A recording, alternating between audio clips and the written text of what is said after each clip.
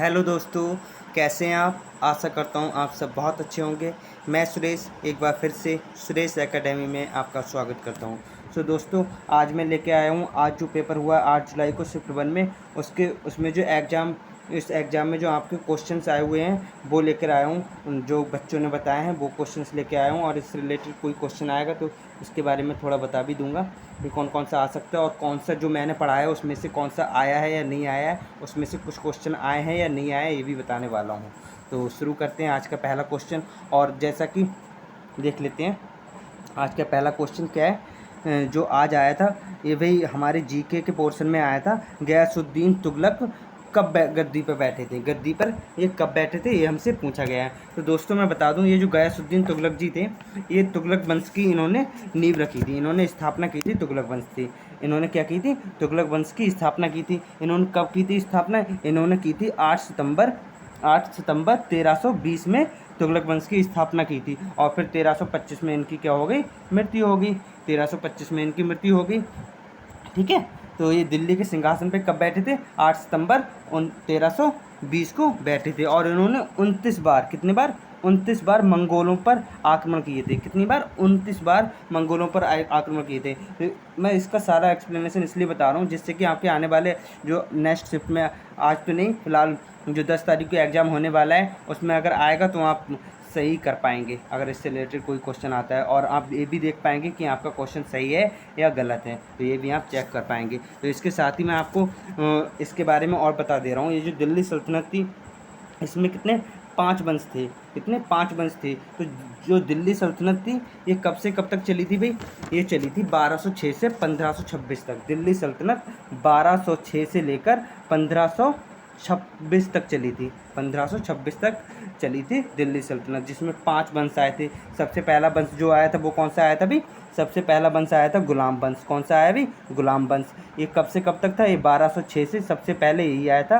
1206 से कब तक रहा भाई, 1290 तक रहा था। ये 1290 तक रहा था। और इसकी स्थापना किसने की थी भाई, कुतुबुद्दीन ऐबक ने की थी। और ये शायद आपकी प्रीवियस मतलब कल जो एग्जाम हुए थे उनमें शायद आया भी होगा, और नहीं तो ये जो दूसरा मैं बता रहा हूँ, खिलजी वंश। जो खिलजी वंश है इसकी स्थापना किसने की थी, ये आपके कल वाले एग्जाम में आया था। जो कल वाले एग्जाम की एनालिसिस है वो भी मैं पूरी तीनों शिफ्टों की एक वीडियो में करा दूंगा। कल एक्चुअली मुझे टाइम नहीं मिल पाया था। एक्चुअली दोस्तों मैं आपको बता दूं, मैं एक फिजियोथेरेपिस्ट भी हूँ।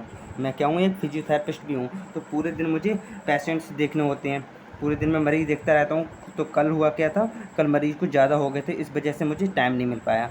तो आज मैं आज की एनालिसिस करा रहा हूँ, बाकी कल की भी एक वीडियो में डाल दूंगा, जिससे कि आपको 10 तारीख का जो एग्ज़ाम होने वाला है उसमें आपको बहुत काम आने वाला है, ठीक है। तो खिलजी वंश की जो स्थापना हुई थी वो कुतुब जलालुद्दीन खिलजी ने की थी। कब की थी भाई, 1290 में की थी। 1290 में की थी। और इसका अंत कब हुआ था, 1320 में हुआ था, 1320 में। उसके बाद आया अपना तुगलक वंश। क्या आया भाई, तुगलक वंश। और उसके संस्थापक कौन थे भाई, गयासुद्दीन तुगलक। इन्होंने 1320 से कब तक चलाया भी है, क्योंकि ये तो 1225 में, 1325 में मृत्यु हो गई थी। फिर उनके बेटे आ गए मोहम्मद बिन जो भी थे। तो इसकी जो थी 1320 से 1414 तक रहे थे ये।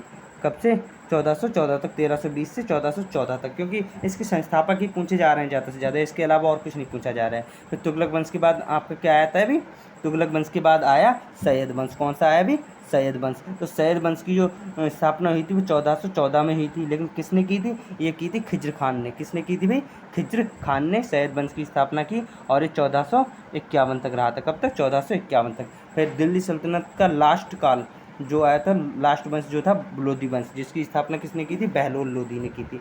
किसने, बहलोल लोधी ने की थी। ये आपके आने वाले एग्जाम में आ सकता है, जो 10 तारीख को होने वाला है, या फिर आपकी इस आज की 3rd शिफ्ट में जो होने वाला है उसमें आ सकता है। तो इसकी जो बहलोल लोधी ने की थी। और कब से कब तक रहा है, 1451 से 1526 तक। कब तक, 1526 तक। और ये 1526 तक ही दिल्ली सल्तनत चली थी। और इसके बाद दिल्ली सल्तनत का क्या हो गया, अंत हो गया। तो आशा करता हूँ आपको सब समझ में आ गया है, ठीक है। तो आगे नेक्स्ट क्वेश्चन पे देखते हैं। नेक्स्ट क्वेश्चन, सिरके में कौन सा एसिड है। आपको पता होगा ये क्वेश्चन तो मैंने कराए हैं, मतलब जो मैंने मैराथन क्लास कराई थी साइंस की, वो उसमें भी मैंने ये क्वेश्चन कराया था। जो मैराथन क्लास मैंने कराई थी उसमें सेम टू सेम क्वेश्चन मैंने कराया कि सिरके में कौन सा एसिड पाया जाता है। तो भाई ये तो डायरेक्ट मैराथन से ही उठ के आ गया, ये एसिटिक एसिड पाया जाता है। और नेक्स्ट क्वेश्चन जो आज की पहली शिफ्ट में आया था, रेडॉक्स रिएक्शन। रेडॉक्स रिएक्शन जो आया था ये भी मैंने आज की शिफ्ट में कराया है, मतलब जो मैंने मैराथन क्लास कराई थी उसमें भी कराया, और रिडॉक्स जो एक्सपेक्टेड क्वेश्चन की सीरीज मैंने चलाई थी, केवल 2 वीडियो डाली थी। सोचिए केवल मैंने 2 वीडियो डाली थी एक्सपेक्टेड क्वेश्चन की, और 2 वीडियो से आपने अगर देखा हो, अगर आपने वीडियो देखी है तो उसमें आपके हर शिफ्ट में उससे क्वेश्चन एक ना एक क्वेश्चन पूछा गया है। अगर आपकी 2 वीडियो से अगर 3 क्वेश्चन अगर पूछ लिए गए, 2 भी क्वेश्चन पूछ लिए गए, सेम टू सेम वैसे आ रहे हैं, तो कितनी फ़ायदेमंद रही होंगी आपके लिए वो वीडियोस। तो रीडॉक्स ऑफ क्रिया, जैसे कि मैंने बताया आपको, एक एग्जांपल दिया था, Fe+O2 की जब रिएक्शन होती है तो क्या बनता है, Fe2O3 क्या बनता है भाई, Fe2O3 बनता है। क्या बनता है, Fe2O3 बनता है। तो इसमें क्या हो रहा है, ये तो हो रहा है भाई ऑक्सीडेशन, ये हो रहा है ऑक्सीडेशन, और ये हो रहा है रिडक्शन। तो जिस क्रिया में, जिस अभिक्रिया में ऑक्सीडेशन एंड रिडक्शन साथ में होता है वो कौन सी होती है भाई, रिडॉक्स अभिक्रिया होती है ना। तो ये आप कर सकते थे, इस टाइप का मैंने क्वेश्चन कराया था। तो कह सकते हैं जो मैंने कराया था उसमें से आया है। और एल्कीन का दूसरा कंपाउंड, ये भी मैंने नहीं कराया था, सेम टू क्वेश्चन नहीं कराया था, लेकिन इससे रिलेटेड कोई क्वेश्चन मैंने कराया था। तो ये जो आया था इसका क्या होगा, इथेन होगा। क्या होगा, दूसरा कंपाउंड जो होगा वो क्या होगा, इथेन होगा। और जो कोशिका से रिलेटेड क्वेश्चन, कोशिका से रिलेटेड भी क्वेश्चन आए हैं, जैसे माइटोकॉन्ड्रिया क्या होती है, पावर हाउस ऑफ सेल होती है, इसमें क्या क्या सेल वॉल, जंतु कोशिका में क्या पाया जाता है, और जो पेड़ पौधों की कोशिका होती है उसमें क्या पाया जाता है, जैसे सेल वॉल है, केवल प्लांट कोशिका में पाया जाते हैं लेकिन जंतु कोशिका में नहीं पाई जाती हैं। इस टाइप के क्वेश्चन बने होंगे। फिलहाल तो ये मुझे पता चला कि कोशिका से क्वेश्चन आया, लेकिन कौन सा क्वेश्चन आया ये पता नहीं चल पाया। और बाकी मनुष्य के हृदय में कितने चैम्बर होते हैं, तो ये आपको पता होगा, मनुष्य के हृदय में 4 चैम्बर होते हैं, right ventricle, left ventricle, right auricle और लेफ्ट ऑरिकल। कितने चैम्बर होते हैं भाई, 4 चैम्बर होते हैं। ठीक है, तो नेक्स्ट देख लेते हैं कौन सा आया था भाई आज के पेपर में, अवतल दर्पण और उत्तल दर्पण। ये भी भाई हर शिफ्ट में आ रहा है, और इस टाइप के क्वेश्चन भी मैंने कराए हैं। जैसे कि मैंने अवतल लेंस या दर्पण से क्वेश्चन आया था, उत्तल लेंस या दर्पण से क्वेश्चन आया था, एग्जैक्टली मुझे नहीं पता है, नहीं चल पाया क्योंकि बच्चे अच्छे से नहीं बता पाए। मैं आपको बता दूं, ये जो अवतल दर्पण वाला भी मैंने क्वेश्चन कराए थे और उत्तल दर्पण वाले भी कराए थे। तो मैंने इसमें फार्मूला बताया था अवतल दर्पण की फोकल लेंथ निकालने के लिए, जैसा कि कल की आपकी 3rd शिफ्ट हुई थी उसमें भी, और शायद उससे 1st शिफ्ट 2nd शिफ्ट में भी इस टाइप का मतलब आया था क्वेश्चन की इसकी फोकल लेंथ निकालनी है। तो इसका मैंने फार्मूला आपको बताया था, 1/F = 1/B + 1/U। इस टाइप से मैंने फार्मूला बताया था। और जो लेंस का होता है उसमें माइनस लग जाता है, बस इतना फ़र्क होता है। और फोटोसिंथेसिस से आपका क्वेश्चन आया था भाई, किससे आया था, फोटोसिंथेसिस से भी आया था। तो पेड़ पौधे अपना भोजन किससे प्राप्त करते हैं, फोटोसिंथेसिस से ही तो प्राप्त करते हैं।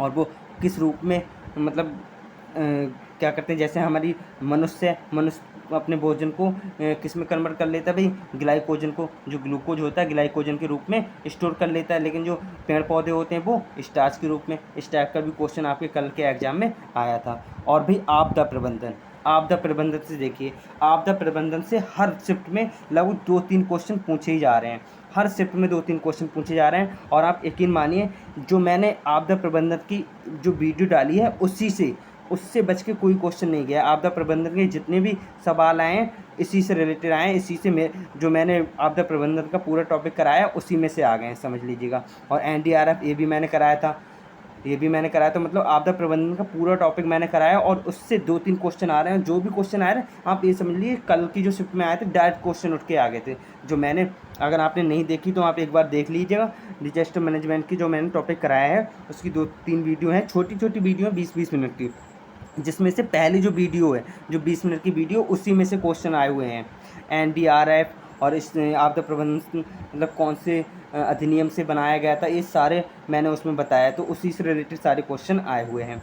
और आपके सारी शिफ्ट में लगभग वनों से रिलेटेड तो कोई ना कोई क्वेश्चन आया ही है। जैसे चिपको आंदोलन है, और कल की शिफ्ट में आया था शायद जो अमृता बिश्नोई जी हैं वो कहाँ से संबंधित थी, कहाँ पे उन्होंने आंदोलन किया था वनों के लिए। तो ये चिपको आंदोलन से, वनों से रिलेटेड कई क्वेश्चन आए थे, क्योंकि आपको पता है एग्रीकल्चर से रिलेटेड आपका एग्जाम है, तो वनों के से रिलेटेड क्वेश्चन आने ही वाले थे।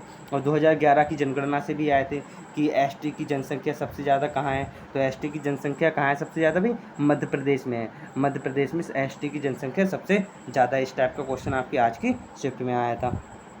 फ्रांस में ब्रेस्टेल डे कब मनाया जाता है, जैसे ये पूछ लिया गया है फ्रांस में ब्रेस्टेल डे कब मनाया जाता है, तो मैं आपको बता दूं इसका जो आंसर होगा 14 जुलाई होगा। क्या होगा भाई?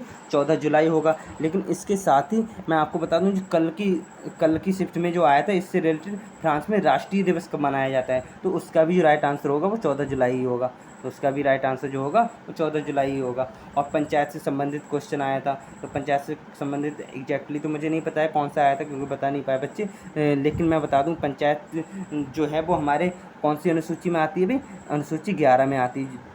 अनुसूची 11 में पंचायत आती है, जिसमें कितने विषय हैं भाई? 29 विषय हैं। कितने विषय हैं? 29। अब जब ये पंचायत वाला इसमें आ गया तो हो सकता है नगर वाला किसी और शिफ्ट में आ जाए, तो नगर पंचायत जो नगर निगम जो आते हैं वो हमारे कौन से अनुसूची में आते हैं? अनुसूची 12 में। अनुसूची 12 जो जोड़ी गई थी उसमें आते हैं। तो इसमें कितने विषय होते हैं भाई नगर वाली में? इसमें होते हैं 18 विषय। कितने विषय होते हैं भाई? 18 विषय।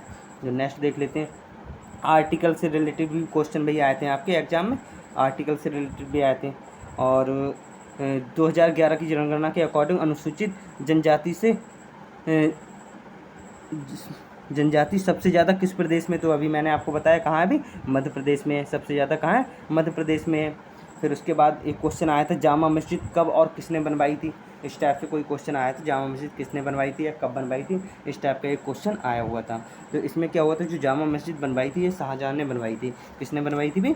ये जामा मस्जिद जो है वो शाहजहाँ ने बनवाई थी।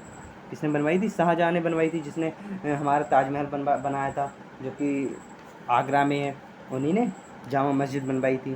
तो ये वन ऑफ द लार्जेस्ट मस्जिद है ऑफ इंडिया। इंडिया की बड़ी मस्जिदों में से एक जो बड़ी मस्जिद है वो जामा मस्जिद है, जो कि शाहजहाँ ने बनवाई थी। लेकिन ये कहाँ पे स्थित है ये भी मैं आपको बता दूं, ये हमारी दिल्ली में स्थित है। कहाँ है भाई? दिल्ली में स्थित है। दिल्ली में बनवाई थी शाहजहाँ ने ये जामा मस्जिद।